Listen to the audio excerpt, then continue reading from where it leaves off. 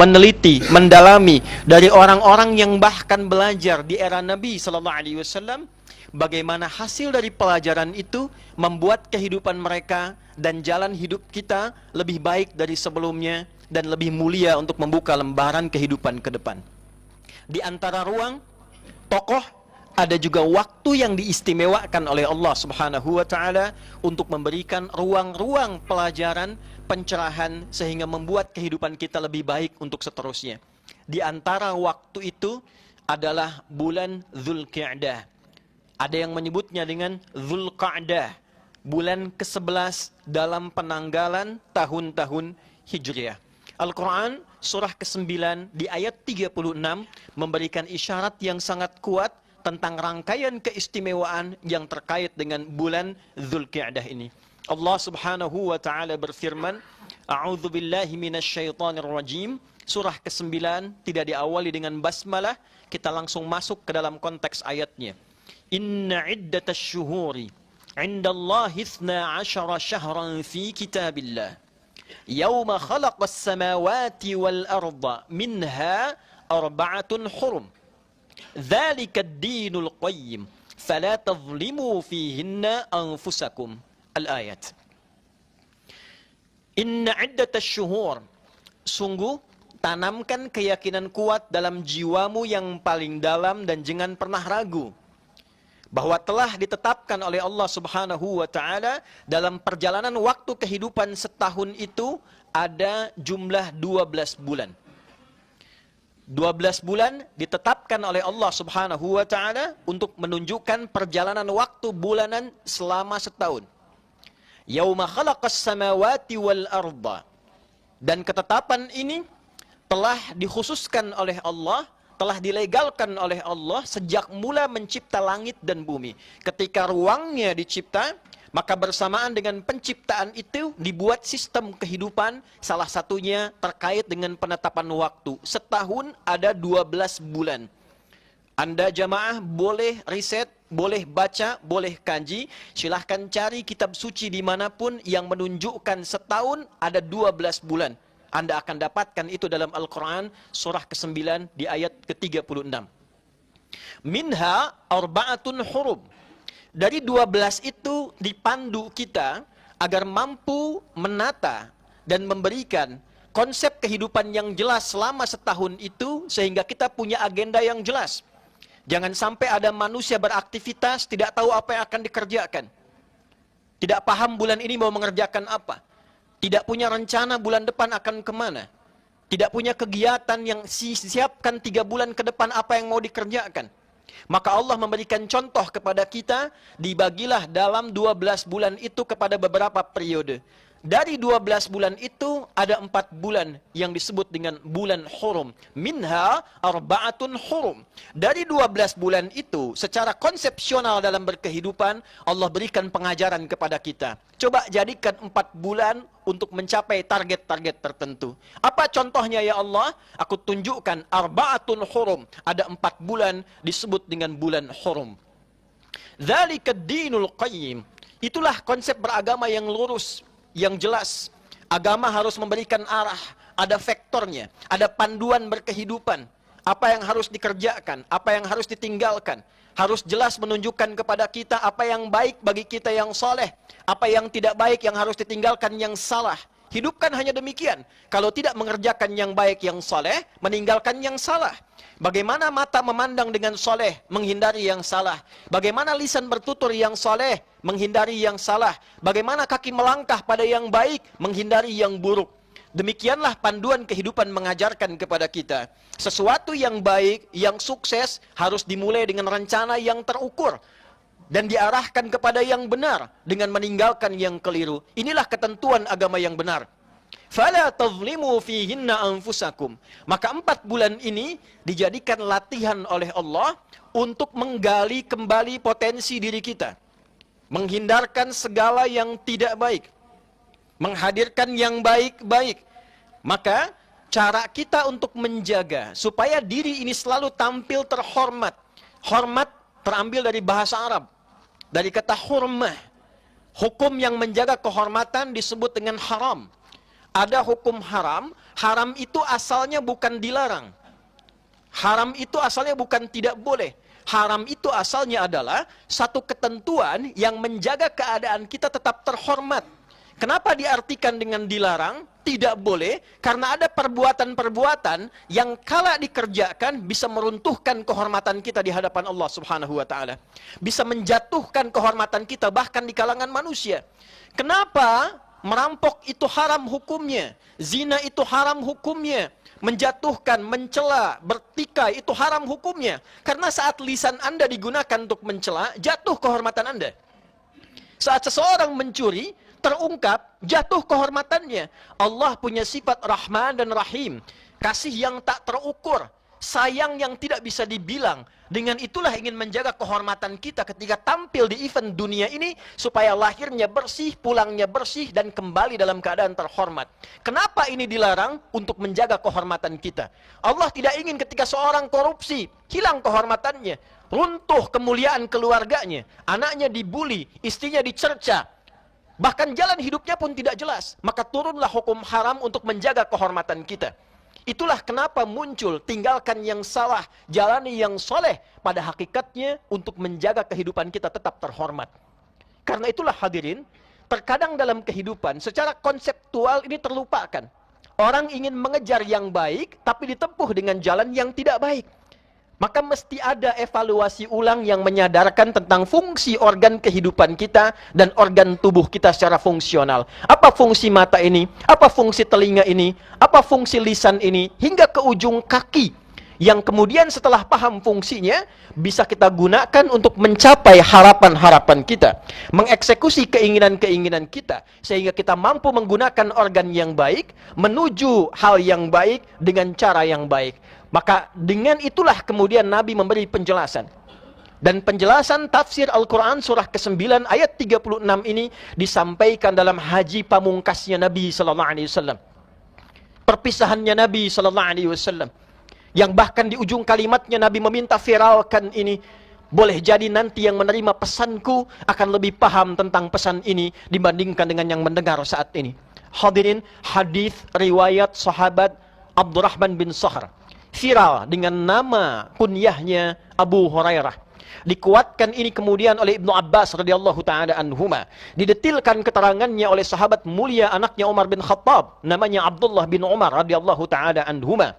Maka diterima sampai ke kita hadisnya dengan singkat sanadnya dibacakan. Qala Rasulullah sallallahu alaihi wasallam, "Inna az-zamana qad istadaraka hay'ati yawma khalaqa as-samawati wal ard." Minha arba'atun hurum. Fala tadhlimu fihinna anfusakum. Dalam riwayat pelengkapnya, thalathatun mutawaliyat. Dhul Qi'dah, Dhul Hijjah, Al-Muharram, wa Rajabun Mudhar. Alladhi baina Jumada wa Sya'ban. Fala tadhlimu fihinna anfusakum. Saudara, Nabi SAW memberikan pesan yang sangat menyentuh. Pesan penting, pesan perpisahan yang diminta dipiralkan di setiap generasi sehingga sampai ke ujung umatnya dan berakhir kehidupan di dunia ini. Inna zamana harfu nasbin wa tawkidin tansibul isma wa tarfa'ul khabara mabniyun 'alal fathi la mahalla lahu minal i'rabi. Inna huruf yang berfungsi memberikan pesan yang kuat agar ditanamkan ke dalam jiwa tanpa ragu, berisi informasi penting yang harus kita yakini dan kita kerjakan dalam kehidupan. Inna zamana, tanamkan pada hatimu yang paling dalam, kata Nabi. Jangan pernah engkau ragu. Sungguh waktu itu, waktu yang mengiringi kita beraktivitas, mengiringi ruang kita bertempat. Qad istadaraka hay'ati yauma khalaqas samawati wal ard. Didesain oleh Allah berputar seperti itu saja. Sejak awal ruang kehidupan ini dicipta, baik langit ataupun bumi. Pertama, Nabi ingin memberikan sebuah keterangan yang jelas yang menyadarkan kita. Hadirin saudara, waktu itu dari sejak langit dicipta, bumi dicipta, sampai kiamat terjadi, itu sifatnya akan berputar begitu saja. 1, 2, 3, 4, 24 jam. Begitu saja, tidak ada yang berubah. Apa yang menjadikan perubahan pada waktu itu sehingga terasa berbeda? Satu adalah desain alam secara alamiah. Muncul siang, muncul malam, waktunya begitu saja. Tapi ketika desain alamnya berubah, waktunya malam tiba, bulan itu muncul, matahari tenggelam. Waktunya siang tiba, matahari yang terbit, bulannya selesai. Tapi waktunya begitu saja, tidak ada yang berubah. Yang kedua, yang menjadikan suasana itu berubah adalah karya kita sendiri. Amal kita sendiri. Baik amalnya soleh ataupun amalnya salah. Dulu tempat ini tidak ada, tapi menjadi viral. Kapan masjid ini ada? Kapan diresmikan? Anda mulai bertanya tentang tanggal, tentang waktu. Apa yang menjadikan amal ini muncul? Bukan waktunya. Waktu berputar seperti itu saja. Karya kitanya, amalnya. Jadi kalimat Nabi ini kalau dalam bahasa bebasnya, Allah sudah beri kesempatan waktu. Waktunya terus berputar, dia tidak berubah dan dia tidak kembali. Yang merubah keadaan kita berdasarkan perjalanan waktu itu adalah perilaku kita sendiri. Amal kita sendiri. Anda berbuat soleh, itu yang merubah Anda menjadi lebih baik. Anda berbuat salah, itu yang menjerumuskan Anda pada keadaan yang tidak menyenangkan. Karena itulah apa yang kemudian diamanatkan oleh Nabi setelah mengatakan, hei, bahasa singkatnya, manfaatkan waktu sebaik-baiknya. Karena yang merubah itu bukan waktunya. Yang menentukan perubahan dalam hidup bukan waktunya, tapi perilaku kita sendiri. Waktu hanya terus berlalu, waktu hanya terus berputar, dan dia tidak kembali. Saudara, disinilah Quran surah ke-103 untuk menegaskan, wal 'asr. Innal insana lafi khusr illa alladhina amanu wa 'amilus shalihat. Aku bersumpah, kata Allah, demi perjalanan waktu yang mengiringi kehidupan manusia. Asr itu artinya bukan sore. Sore itu bahasa Arabnya masa. Asr itu al-waqtul ladzi yu'asiruna fahuwa asrun. Waktu yang membersamai kita berputar itulah asr. Kata Allah, aku bersumpah, aku berikan kepadamu kesempatan berkehidupan dengan perjalanan waktu. Nama manusia yang mengisi perjalanan waktu dengan aktivitas disebut insan namanya. Setidaknya kurang lebih disebutkan 65 kali dalam Al-Quran. Ada bashar terkait fungsi nafsu, 35 kali disebutkan dalam Al-Quran. Ada ins terkait karakter kelembutan dan kebaikan, dipasangkan dengan jin, disebutkan 18 kali dalam Al-Quran. Ada an-nas dengan fungsi sosial, setidaknya kurang lebih disebutkan 240 kali dalam Al-Quran. Ada secara genealogi tersambung ke Nabi Adam, disebut dengan Bani Adam, 7 kali disebutkan dalam Al-Quran. Khatib menyebut ini bukan ingin menunjukkan khatib hafal, bukan. Khatib ingin menekankan betapa mu'jizatnya Al-Quran. Diksi yang disebutkan, dipilihkan pun sesuai dengan konteksnya. Allah tidak menyebutkan innal ins, inna bani Adam, innan nas, innal bashar, innal insana. Sungguh manusia yang sibuk itu, yang beraktivitas itu, yang bekerja itu cenderung akan terjebak dalam kerugian bila tak mampu memanfaatkan waktu untuk berperilaku yang baik. Anda kalau hari ini diberikan 24 jam, Anda gunakan sepertiganya 8 jam bagi lisan untuk mencela orang, itu rugi. Kalau diberikan pikiran untuk berpikir yang baik, lalu digunakan sebagian waktunya untuk berpikir yang tidak baik, itu rugi. Kita diberikan kemampuan untuk beraktivitas. Anda tidak kreatif hari ini, tidak punya inovasi. Anda bekerja di perusahaan, perusahaan Anda rugi. Anda bekerja di kantor, kantor Anda tidak akan pernah berkembang. Anda berdinas dimanapun, tidak digunakan otaknya, tidak dipakai akalnya, tidak digunakan tubuhnya. Sedangkan waktunya terus berjalan. Jadi kalau karirnya tidak berkembang, kalau pekerjaannya tidak berubah, omsetnya tidak dapat, ilmunya tidak tumbuh, IPK-nya tidak muncul, jangan salahkan waktunya.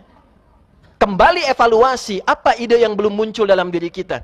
Amal soleh apa yang belum keluar dari dalam diri kita? Kreativitas yang baik apa yang belum muncul dalam diri kita? Illalladzina amanu wa 'amilus shalihat. Kecuali orang-orang yang yakin kepada Allah dengan hakikat penciptaannya, lalu dengan keyakinan itu dia mengkreasikan amal soleh dalam hidupnya. Maka itulah kemudian Nabi berpesan, perhatikan kalimatnya. Yauma khalaqas samawati wal arda minha arba'atun hurum. As-sanatu 12 syahran. Setahun ada 12 bulan. Manfaatkan. Bikin peta, bikin roadmap, bikin jalan hidup. Setahun ke depan mau apa? Lalu minha arba'atun hurum. Kalau belum paham, bagi, kata Nabi, dalam 12 bulan itu coba bagi 3 bagian. 4 bulan, 4 bulan, 4 bulan. Dengan konsep yang sama, 24 jam bagi 3 bagian. 8 jam, 8 jam, 8 jam. Tubuh kita manusia kan cuma 3 unsur. Unsur tubuh, body, fisik, jasmani. Unsur akal, aklani, intelektual. Unsur roh, rohani. 3 bagian ini. Sudahkah kita penuhi haknya dalam sehari? 8 jam fisik, 8 jam akal kita, 8 jam spiritual kita. Jangan-jangan 10 jam buat fisiknya, 2 jam buat akalnya, sisanya buat rohnya. Atau jangan-jangan 10 jam buat fisiknya, 10 jam buat akalnya, rohnya cuma dapat 4 jam. Atau jangan-jangan rohnya tidak pernah mendapatkan bagiannya, sehingga muncul penyakit hati, iri, dengki, capek, lelah, malas, sibuk, gelisah, tidak dapat bagiannya. Maka minha arba'atun hurum. Jadikan ada hari-hari, bulan-bulan untuk evaluasi diri, kata Allah. Kembali untuk menata kehormatan diri kita. Saudara, kita ini terlahir sebagai makhluk terhormat. Quran surah 17 ayat ke-70. Walaqad karamna bani Adam. Wa hamalnahum fil barri wal bahr. Wa razaqnahum minat tayyibat. Wa faddalnahum ala kathirin mimman khalaqna tafdila. Pastikan pada dirimu, yakinkan pada dirimu, aku ciptakan semua anak cucu Adam itu dalam keadaan terhormat, mulia semua. Itulah sebabnya kita harus punya keyakinan. Kita ini orang hebat, orang mulia, punya potensi apapun untuk mengerjakan apapun. Tugasnya khalifah, pemakmur, pensukses, pembawa manfaat dalam kehidupan di bumi ini. Tidak ada orang bodoh. Yang ada adalah manusia yang tidak yakin dengan kemampuan dirinya. Nah, hadirkan ruang-ruang untuk evaluasi itu. Bagi ke dalam 3 bagian. Setiap 4 bulan, 1 bulan, evaluasi kehormatan kita yang belum muncul itu. Kembali pelajari lagi, kembali pelajari lagi. Kalau sudah paham algoritma dirinya, paham tentang kemampuannya, paham potensinya, bikin peta jalan ke depan. Saya bakatnya di bidang A. Kalau belum ketemu, siapkan diri kita. Pilih jalan hidup apa yang mau diambil. Dari 4 bagian kita pilih. Dengan ilmu, mau cari harta, kedudukan, atau dengan tenaga. Ilmu seperti Ali bin Abi Thalib radhiyallahu taala anhu, kedudukan seperti Abu Bakar As-Siddiq radhiyallahu taala anhu, harta seperti Utsman bin Affan radhiyallahu taala anhu, ataupun tenaga seperti Bilal bin Rabah radhiyallahu taala anhu. Anda ada di mana? Disitulah kehormatan kita dibawa sampai pulang kepada Allah Subhanahu wa taala. Kalau sampai Jumat ini belum ditemukan, renungkan sejenak, setelah dapat itu kembali. Fa'idha qudiyatis salatu fantashiru. Kalau Jumat selesai, bawa renungan itu, bertebaranlah dengan semangat baru yang kita kobarkan. Kita makhluk terhormat. Kapan menjadi terhormat? Ketika kita hindarkan yang salah dan pedomani yang soleh. Maka penutup khutbah ini ingin melengkapi dengan keterangan Ibnu Umar radhiyallahu taala anhuma ketika menjelaskan penutup hadis ini dalam kesempatan haji wada'. Nabi mengatakan dalam bahasa terjemahan yang bebas yang mudah kita cerna, kalau sudah jelas ini semua, bersatulah kita untuk mengerjakan yang baik-baik. Sehingga kebaikan itu menjadi kebaikan kolektif. Maka kata Nabi, 1, jangan menyimpang dari kebaikan. Jangan menyimpang. Evaluasi sampai Jumat ini, fungsi lisan apa? Jangan menyimpang. Man kana yu'minu billahi wal yaumil akhir falyakul khairan aw liyasmut. Siapa yang merasa beriman akan dihisab di hari kiamat oleh Allah, maka gunakan lisannya berkata yang baik. Tak mampu, diam. Jangan menyimpang dari kebaikan dengan lisan. Jangan menyimpang dari kebaikan dengan pendengaran. Di kantor Anda punya aturan, jangan menyimpang dari aturan kantor. Di dinas Anda punya aturan, jangan menyimpang dari aturan kedinasan. Ada konsep kehidupan manusia yang dibuat manusia memberikan kestabilan dalam lingkungan yang khusus. Sepakat semua, jangan menyimpang. Hukum Allah untuk kebaikan semua dan tidak mungkin bertentangan dengan kebaikan yang direncanakan manusia. Jangan menyimpang. Kata Allah jujur, jujur. Begitu menyimpang, runtuh kehormatan Anda. Kata Allah jadi suami yang baik, jadi baik. Ketika keras, ketika menyimpang, runtuh kehormatan. Demikianlah kita bawa sebagai anak, sebagai suami, sebagai ayah, sebagai hamba, sebagai warga negara, dan puncaknya sebagai hamba Allah Subhanahu wa taala. Jangan menyimpang. 2 kata Nabi, jangan saling menyakiti. Jangan saling menyakiti. Diharamkan menumpahkan darah saudara-saudari kita. Diharamkan menyakiti baik dengan lisan kita, dengan perilaku kita. Dan setelah itu, tingkatkanlah takwamu kepada Allah, yang dengan takwa itu membuat kita semakin lebih baik. Dalam kesempatan yang lain, kita akan bahas tentang takwa itu, ada berapa bagiannya, kenapa disebutkan 240 kali, apa kaitan takwa dengan algoritma kita, Dan kenapa takwa disebutkan sebagai bagian pembuka khutbah? Setiap kali orang berkhutbah, setiap kali khatib membuka khutbahnya, pasti wasiat pertamanya adalah takwa. Di kesempatan lain, kita akan gali itu semua, tapi kalimat Nabi terakhir, setelah engkau sadar dengan hidupmu, engkau siapkan rencana hidupmu, keluarkan potensimu, jangan menyimpang, jangan saling menyakiti.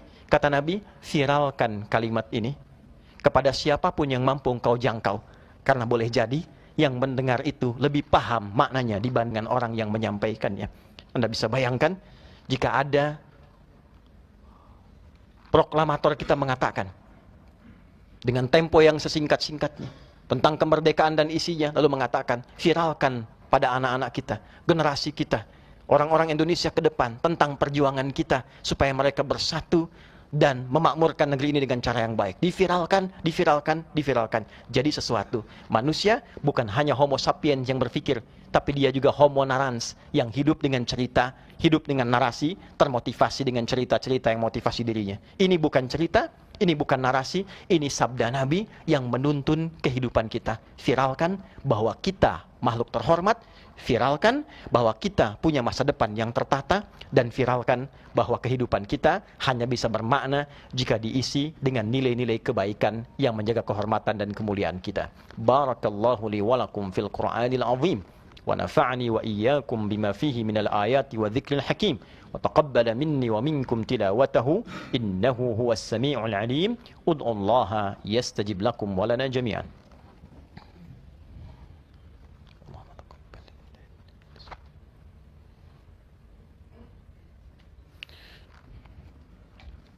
Alhamdulillah, wassalatu wassalamu ala rasulillah, nabiyyina wa sayyidina Muhammad ibn Abdullah. Nashhadu an la ilaha illallah wahdahu la sharika lah, wa nashhadu anna Muhammadan abduhu wa rasuluhu alladhi la nabiyya ba'dah. Allahumma salli wa sallim wa barik ala hadha an-nabiyil karim, rasulika al-mustafa al-amin, sayyidina Muhammadin wa ala alihi wa sahbihi ajma'in. Ibadallah, usi nafsi wa iyyakum bi taqwallahi faqad faza al-muttaqun, fala tamutunna illa wa antum muslimun. Faqala ta'ala: يا أيها الذين آمنوا اتقوا الله حق تقاته ولا تموتن إلا وأنتم مسلمون. وقال: إن الله وملائكته يصلون على النبي يا أيها الذين آمنوا صلوا عليه وسلموا تسليما. اللهم صل وسلم وبارك على هذا النبي الكريم رسولك المصطفى الأمين نبينا وسيدنا محمد وعلى آله وصحبه أجمعين.